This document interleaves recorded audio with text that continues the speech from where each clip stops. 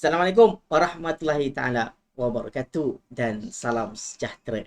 Apa khabar semua anak-anak pelajar? Alhamdulillah, insya-Allah hari ini kita akan meneruskan PDP untuk video kali ini.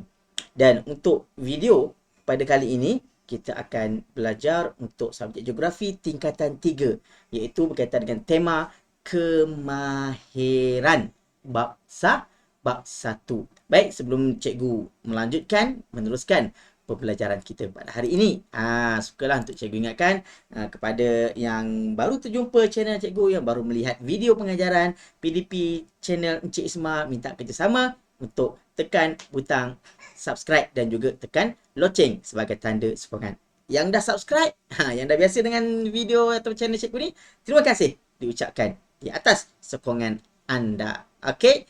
Baik, hari ini seperti yang dinyatakan kita akan masuk untuk subjek geografi tingkatan 1. Maafkan cikgu, tingkatan 3. Geografi tingkatan 3 tetapi bab 1 iaitu berkaitan dengan jadual dan juga graf. Okey. Okey, sebelum kita meneruskan, sukalah untuk cikgu mengingatkan pelajar-pelajar untuk sediakan pen dan juga kertas untuk buat sedikitlah catatan. Jangan hanya tengok dan juga dengar sahaja. Pastikan ada catatan ataupun nota yang diambil sepanjang mendengar video pengajaran ini. Baik, untuk pada hari ini kita belajar kemahiran geografi tingkatan 3 bab 1 iaitu berkaitan jadual dan juga graf. Okey, apa yang kita nak belajar untuk video pada kali ini? Ini dia. Ini objektif kita ataupun standard pembelajaran pada hari ini. Pertama, untuk menerangkan apakah ciri-ciri dan juga kegunaan jadual dan graf untuk bagi subjek geografi tingkatan 3. Kedua, kita nak menjelaskan dengan contoh graf yang ada, iaitu seperti ada sebelah tu, tunjuk dah graf bawah mudah, graf garisan mudah dan juga graf gabungan, iaitu menggabungkan dalam satu graf bawah mudah dan juga graf garisan. Baik. Dan seterusnya kita nak belajarlah bina jadual berdasarkan maklumat yang kita perolehi. Seterusnya dah ada jadual, dah lengkap maklumat, kita nak bina graf bawah mudah ataupun graf garisan dan juga graf gabungan berdasarkan kepada jadual yang kita ada. Sebab itu untuk tajuk graf, jadual wajib kena ada. Kena ada jadual dulu, barulah ada graf. Sebab jadual ataupun maafkan cikgu, sebab graf itu berpandukan ataupun berdasarkan jadual yang telah kita bina. Dan akhir sekali kita nak mentafsir jadual, graf mudah, graf garisan mudah dan juga graf gabungan. Baik, insya-Allah kita teruskan. Okey, ini standard. Baik, pengenalan sikit. Okey, apa dimaksudkan data? Cikgu sebut data ni adalah maklumat atau fakta, okey, yang kita perolehi, yang kita ketahui dengan betul. Dan maklumat atau data yang kita ketahui ni kita kumpulkan untuk dijadikan asas sebagai satu kesimpulan. Maksud data atau maklumat ni kita akan kumpulkan sebagai asas untuk kita menerangkan sesuatu perkara. Baik, data yang tepat dan betul merupakan asas yang penting kepada sesuatu kajian. Sebab tu kau tengok kertas-kertas kajian yang dibuat adalah berdasarkan data dan juga maklumat yang sahih. Bukan main kata, main sebut je. Tak ada dia punya bukti. So data maklumat ni ada bukti-bukti dia. Okey, dan jadual dan graf pula disediakan untuk mempersembahkan sesuatu data atau maklumat itu lebih menarik. Itu tujuan dia. Tujuan graf dan juga jadual buat ni untuk kita mempersembahkan sesuatu data, sesuatu maklumat di dalam bentuk grafik yang lebih menarik dan juga mudah untuk difahami orang. Okey, itu pengenalan sedikit. Okey, pertama, 1.1 kita tengok ciri-ciri dan juga kegunaan jadual. Baik, pengenalan. Jadual adalah rekod data yang telah dikumpul. Data yang kita dah kumpul, kita database dan kita akan susun di dalam jadual. Data yang telah disusun ni mesti dalam bentuk jadual yang akan memudahkan pula data untuk dibaca, difahami dan juga ditafsir. Okey, cikgu yakin, cikgu perasan, cikgu tahu. Okey, pelajar-pelajar semua tahu kan? Dah tahu dah menentu jadual kan? Macam mana bentuk dia. Okey. Baik, ini ciri-ciri jadual. Sesuatu jadual, dia mesti mempunyai maklumat ini. Ada 4 ni. Mesti ada tajuk. Sebab daripada tajuk tu kita dah tahu dah. Jadual ni nak terangkan tentang apa, nak cerita tentang apa. Kedua, mesti ada data dia. Ada jadual je, ada tajuk tapi tak ada data, tak ada maklumat yang berkaitan. Data ni maksudnya angka-angka lah, kaitan dengan nombor-nombor. Maklumat ni maksudnya angka tu menerangkan tentang apa. Dan yang terakhir mesti ada sumber sebagai membuktikan bahawa data dan juga maklumat yang ditunjukkan, yang diperolehi, yang dikumpul adalah dari sumber yang betul. Yang akan menjadikan data dan juga maklumat itu adalah data dan juga maklumat yang betul. Baik, itu ciri jadual. Okey, seterusnya kegunaan jadual. Kita nak buat apa jadual ni? Kenapa perlunya ada jadual? Ini dia. 3 kegunaan jadual. Pertama, diberitahu tadi, dengan ada jadual, barulah kita boleh buat graf. Daripada jadual yang kita perolehi, yang telah susun, telah kumpul, barulah kita tahu graf apakah yang sesuai yang kita nak buat berdasarkan kepada jadual. Okey, yang kedua pula, untuk kita melihat dan mentafsir perubahan serta pertalian antara data tadi. Sebab dengan jadual tadi, bila kita tengok jadual, kita tahu dah mana hak tinggi, mana hak rendah. Kita dah boleh buat sedikit assumption ataupun penafsiran kita sendiri lah. Dan yang ketiga, untuk mengelaskan maklumat tu dengan lebih tersusun. Sebab tu dalam jadual data dia akan susun. Tinggi ke rendah ke tinggi, tersusun. Dan bila lebih tersusun, sudah semestilah menarik orang nak melihat. Macam awak kat rumah lah. Kalau rumah sepah, terabur, tak susun, tak kemas, sakit mata memandang kan, tak suka. Mak pun marah. Apa ni tak kemas katil ni? Tapi kalau tersusun, menarik, mak masuk bilik senyum sahaja. Itu maksud dia. Itu kegunaan jadual. Okey. Boleh belajar untuk setakat ini. Itu dia. Ciri dan juga kegunaan dia. Okey. So ingat, ada berapa ciri, ada berapa kegunaan. Baik. Seterusnya, kita nak melihat dengan lebih detail lagi lah. Okey. Macam manakah yang katakan bentuk jadual. Kan cakap saja tak tunjuk, tak tahu juga. Ini dia contoh jadual. Contoh nampak ada tajuk. Bilangan pelancong asing ke Malaysia antara tahun 1995 hingga 2000. So kita tahu dah. Jadual ni tentang apa. So itu pentingnya tajuk. Ada data. Apa data tu? 95, 96, 7.5, 7.1. Itu data. Maklumat dia tahun. 95 tu apa? Tahun 1995. 7.5 tu apa? Bilangan pelancong asing yang masuk. Dan yang terakhir sekali bawah tu, sumber daripada Lembaga Penggalakan Pelancong Malaysia. Maksudnya sumber tu sahih. Kita tahu. Tapi kita boleh pergi. Bila kita tahu sumber, daripada Lembaga Penggalakan Pelancongan Malaysia. Bila kita rujuk kepada Lembaga Penggalakan Pelancongan Malaysia, sama tak? Betul tak? Sama. Okey, so data tu sahih. Betul. Ni contoh jadual. Yang mudah, yang simple. Nampak? Ada tajuk dia. Ada maklumat. Ada sumber. Dan semestinya ada data-data yang diisi dalam tu. Okey, ini ciri-ciri jadual yang telah kita bagi tahu tadi kan. Ada berapa? Ada 4 ciri jadual. Tajuk, data, maklumat dan juga sumber. Baik, ini kaedah untuk mendapatkan maklumat. Kan? Ada pelbagai kaedah untuk kita dapatkan maklumat. Okey? Okey, untuk kita mendapatkan suatu maklumat tu mesti ada cara dia. Yang boleh kita gunakan dalam subjek geografi ni, dia ada cara yang tertentu yang khusus yang telah diberitahu. Okey, macam mana untuk mendapatkan data ataupun maklumat yang betul. Okey, antaranya namun kaedah yang digunakan perlu bergantung pada jenis maklumat yang hendak diperolehi. Okey, ada cara dia. Okey. Maklumat yang macam ni, kaedah macam mana kita nak dapat. Okey. Dan kaedah yang tepat sangat penting bagi memastikan data yang diperolehi itu bersesuaian dengan kajian kita yang kita nak buat. Ini dia antara kaedah.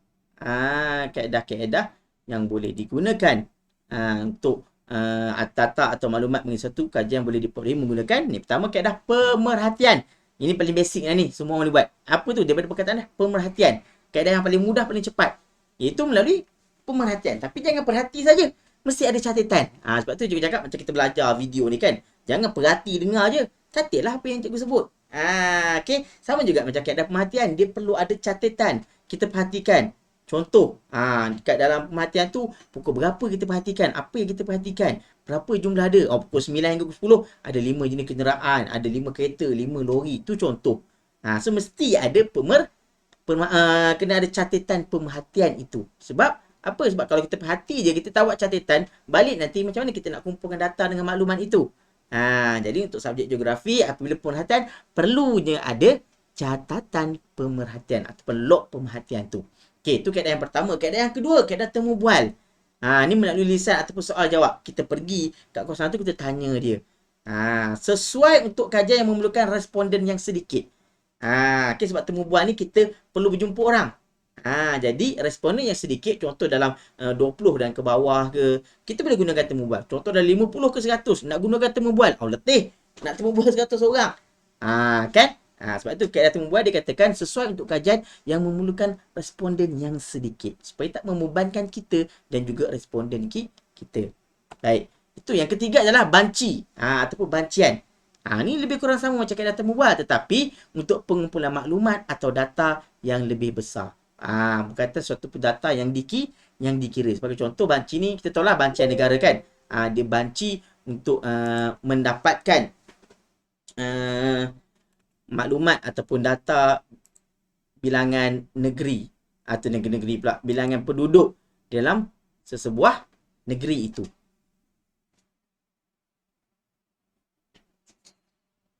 Jadi untuk yang ini dia memerlukan teknik bancian. So maklumat yang boleh dikira dan juga dalam skala yang besar. Dia gunakan kaedah bancian. Baik, seterusnya kaedah apa? Yang keempat, soal selidik.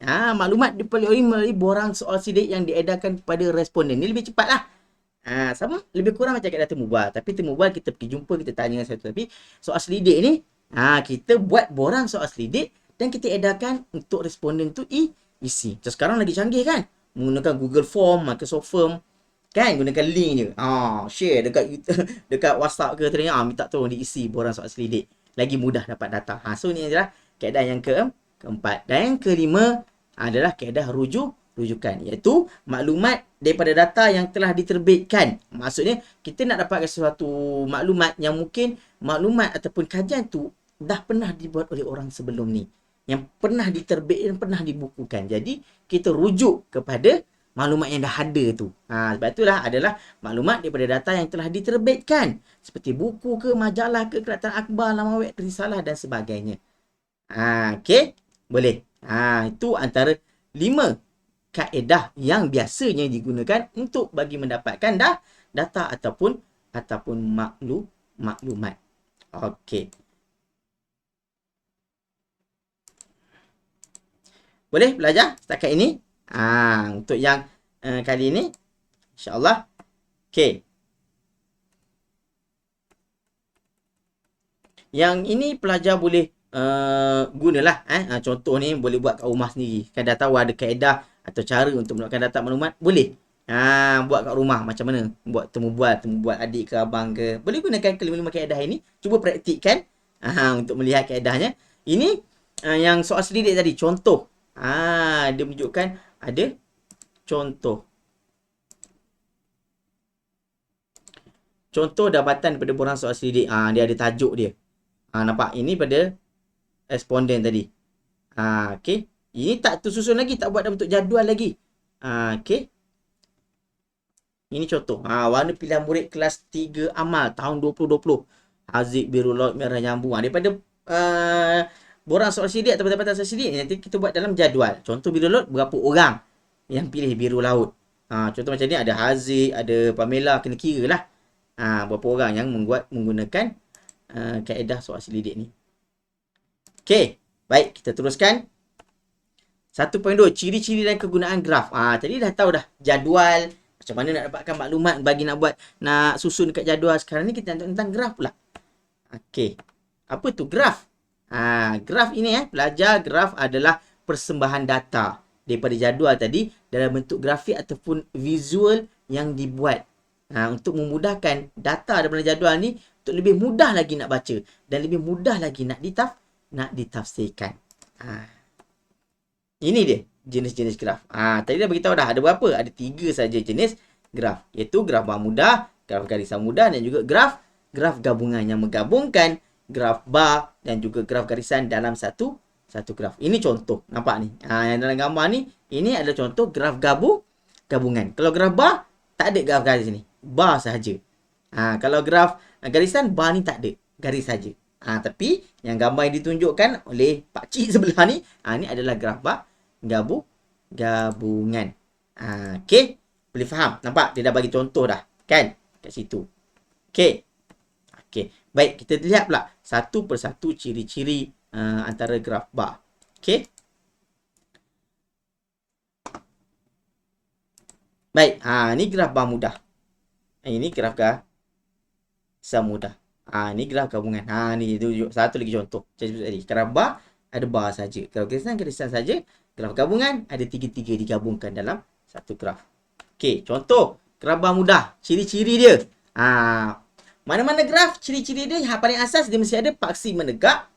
Yang straight tu, lurus tu, dan juga paksi mendatar ataupun melintang. Tu kena ada. Lepas tu, tajuk dan juga petunjuk. Ini untuk ciri yang pertama ni, untuk semua graf ada. Cuma bezanya di graf bar mudah, bar dilukis secara menegak atau mendatar. Dan nama graf bar, jadi yang palang tu dipanggil bar lah. Dan nilai pula ditentukan melalui ketinggian bar tu sendiri.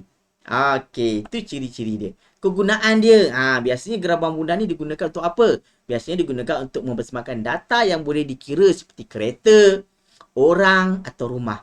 Dan menunjukkan perbezaan nilai antara bar. Kita tengok bar ni, bar ni tinggi, bar ni rendah. So, daripada graf bar mudah tu dah nampak dah.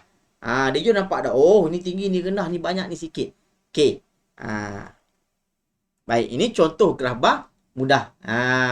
Yang dilukis secara menegak. Bar ni nampak ni menegak. Nampak kita tahu bas ada 12 orang yang datang ke sekolah naik bas. Ada 8 orang naik kereta, 6 orang naik motor, 5 orang basikal, lain-lain ni 4 orang. Sama ada jalan kaki ke, naik kursi kenderaan ke, dapat. Situ ada tajuk, ada paksi menegak, ada skala, ada bar dia. Tu dipanggil bar. Sebab tu graf bar mudah. Kenapa graf bar mudah? Satu bar je. Tak berkongsi. Ada paksi mendatar.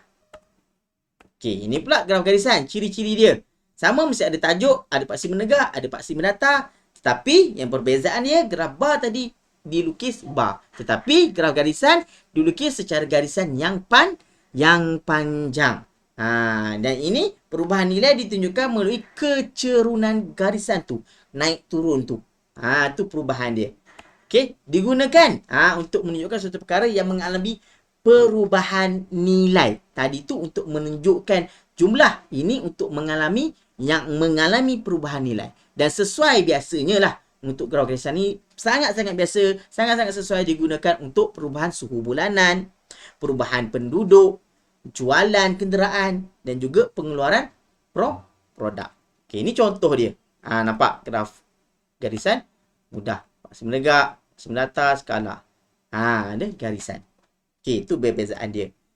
Graf gabungan pula merupakan gabungan bar dan juga garisan. Itu menunjukkan dua maklumat yang berlainan di dalam satu graf. Okey. Kegunaan dia untuk menunjukkan perubahan atau perbezaan antara dua perkara tetapi saling berkaitan. Contohnya sesuai digunakan untuk suhu dan hujan dan juga jumlah jualan dan juga keuntungan syarikat. Ini contoh dia.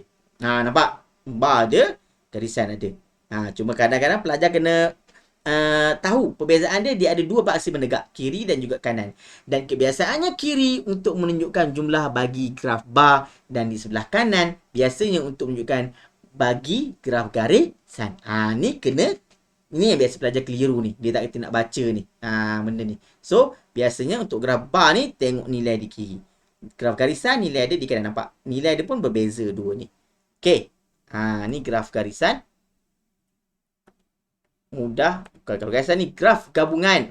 Dia typing error situ. Okey. Baik, seterusnya. Dah tahu dah ciri-ciri kegunaan. Langkah-langkah bina jadual. Okey, ini dia langkah-langkah yang perlu pelajar ikuti untuk bina jadual. Data dan maklumat yang diperoleh perlu disusun dulu dalam bentuk jadual supaya lebih mudah. Jangan pakai masuk je. Susun daripada rendah ke tinggi. Contoh nombor 2 pula, bina jadual kekerapan berpandukan data mentah. Kalau jadual kekerapan mesti ada data mentah tu. Ringkasan jadual ke dalam bentuk yang lebih mudah difahami. Apa dia? Ni contoh. Nampak tadi ni? Kan? Bila jadual ni, susah kita nak tengok. Okey, susah kita nak faham. Tapi, kita transferkan. Macam yang bawah tu. Biru laut, merah jambu, kuning. So, tengok kekerapan dia. Ada soal, apa-apa nampak. Ini cara asas dulu ni. Tak siap lagi jadual ni. Dia buat satu. Dia kira lah. Satu tu. Tanda. Pelajar kena buat lah. Dapat. Biru dot ada 7 orang. Merah jambu ada 4 orang. Kuning ada 5 orang. Hijau muda ada 2 orang. Dah siap belum jadual? Belum lagi. Barulah kita buat jadual satu warna pilihan murid ke kelas Zamrud tahun 2020. Nampak? Kan? Lebih mudah berbanding yang ni kan? Okey. Ini data mentah. Ini dikatakan data mentah tadi ni. Sebelah ni. Itu data mentah. Ini jadual yang dah siap. Okey. Itu jadual. Langkah nak mina graf bar mudah pula ni. Satu-satu. Graf bar mudah pula. Graf bar mudah disemakan dalam bentuk palang atau bar. Langkah-langkah dia, pertama, of course kena lukis paksi menegak dan juga mendatar dulu. Okey, tulis paksi, tegak dan juga mendatar. Kedua, bila kita dah buat paksi menegak datar, kena labelkan paksi menegak dan paksi mendatar. Labelkan tu bagi tahulah paksi menegak tu cerita tentang apa. Contoh paksi menegak, bilangan murid. Paksi mendatar, cara ke sekolah. Itu maksud label. Pilih skala yang sesuai. Bermaksud, kalau kita tengok kotak graf tu kan, dia ada 1 cm, 2 cm. So, pilih. Kita nak buat 1 untuk 1 cm ke, untuk 2 cm ke, terpulang pada pelajar. Yang ketiga, atau yang keempat, yang terakhir, lukis bar bagi mewakili bilangan murid. Okey, boleh? Allah, tak faham lagi cikgu. Okey, tak apa. Kita tunjukkan. Yang last sekali, lengkapkan graf dengan tajuk dan petunjuk. Okey. Ni dia. Contoh tadi kan? Okey. Contoh jadual. Okey. Ini dia langkah 1. Lukis paksi menegak, lukis paksi mendatar. Paksi Y, paksi X. Y itu menegak ni. X mendatar. So, labelkan. Contoh bilangan orang, cara ke sekolah. Okey. Merujuk kepada nilai yang boleh ubah. Perlu ada unit data. Maksud kena cakap dalam tu orang ke, ratus orang ke, ribu orang ke, kena bagi tahu dalam kurungan tu. Okey. Lepas tu, pilih skala yang sesuai. Contoh, nilai tertinggi tadi kita tengok adalah 12 orang. Sebab tu nak pilih skala ni, tengok nilai tertinggi dan nilai terendah. Okey. So, dibuat sini. Kosong. Start petak, dia buat 1 je skala dia. 1, 2, 3, 4. Ini maksud skala yang sesuai. Lepas tu, dah ada skala. Bawah ni, cara dia kan. Naik bas kereta tu ni. Dah lukis bar bagi mewakili bilangan murid. Dah warnakan jika kamu ingin graf kamu kelihatan lebih benar. Nampak ni. Ni dia buat. Ini kosong. Ada pelajar malas macam ni je. Boleh juga. Tapi tak menarik lah. Kita nak menarik. Jadi warna lah sikit. Lukis bar mengikut nilai. Nampak ada warna. Lengkapkan graf dengan tajuk dan petunjuk. Bagi tahu tajuk. Nak menceritakan graf tu tentang apa. Okey. Lepas tu petunjuk. Petunjuk biasa kat tepi ni. Macam ni dia dah ada petunjuk. Nampak? Warna pink, bas. Ada yang tak nak buat bawah ni. Nak buat tepi ni. Boleh je ke? Boleh. Buat petak sini. Buat 1, 2, 3, 4, 5 petak. Warna pink, bas. Kereta pun boleh. Itu cara petunjuk. Ada 2 kaedah. Satu, boleh lukis kat tepi ni. Okey, kotak. Buat petunjuk. Ada yang macam ni dia dah tulis dah. Nampak ni petunjuk. Bas, kereta, motosikal, basikal dan lain-lain. Itu petunjuk. Ikut pelajar lah. Mana yang pelajar nak selesa buat. Okey, tak ada masalah. Betul belaka? So, graf garisan pula. Graf garis mudah dipersembahkan dalam bentuk garisan. Okey, langkah-langkah dia sama juga. Ada paksi menegak, mendatar, labelkan, pilih skala sesuai, lukis garisan bagi mewakili maklumat data yang nak diberitahu. Dan akhir sekali lengkapkan dengan tajuk dan petunjuk. Okey, kita tunjuk satu-satu. Ni dia. Ni jadual tadi. Okey, contoh kan. Nampak? Ada sumber. Mesti ada. Keempat ni. Mesti ada tajuk. Mesti ada data. Ada maklumat, ada sumber. Itu ciri-ciri dia. Okey, nampak? Paksi menegak, paksi mendatar. Paksi Y, paksi X. Labelkan bilangan naskah. Contoh macam ni kan. Naskah berapa? Kalau 1000 orang, letak 1000 orang. Nilai tertinggi data tersebut 10,000 naskah. Oleh itu, yang paling atas paksi Y adalah 10,000. Sebab tu cikgu beritahu, kena ketahui nilai tertinggi dan nilai terendah. Sebab kita nak letak bawah ni, tepi ni berapa. Yang sesuai. Okey? Okey, seterusnya tadi. Tandakan titik ikut bulan yang betul tadi, ikut jadual tadi kan. Dah tanda. Dah tanda. Lepas tu sambungkan garisan-garisan yang dah dibuat tu. Lepas tu akhir sekali, mesti tulis tajuk. Dan juga petunjuk. Macam ni dah ada dah. Bawah ni petunjuk dia. Januari, Februari, Mac, April dan juga Mei. Okey. Tajuk perlulah ditulis di bahagian atas dan di tengah-tengah graf. Ini mana-mana graf pun mesti tajuk dekat atas ni. Jangan lukis kat bawah. Mesti di tengah center. Okey. Nampak cantik, menarik. Okey, ni pula graf gabungan. sama saja, tak ada bezanya. Cuma graf gabungan ni sebab dia menggabungkan dua bacaan dalam satu graf. Jadi langkah-langkah melukis graf gabungan sama juga. Ada dua paksi menegak dan ada paksi mendatar. Tadi juga lah. Paksi Y tu, paksi X tu ada dua. Paksi Y tu ada dua menegak.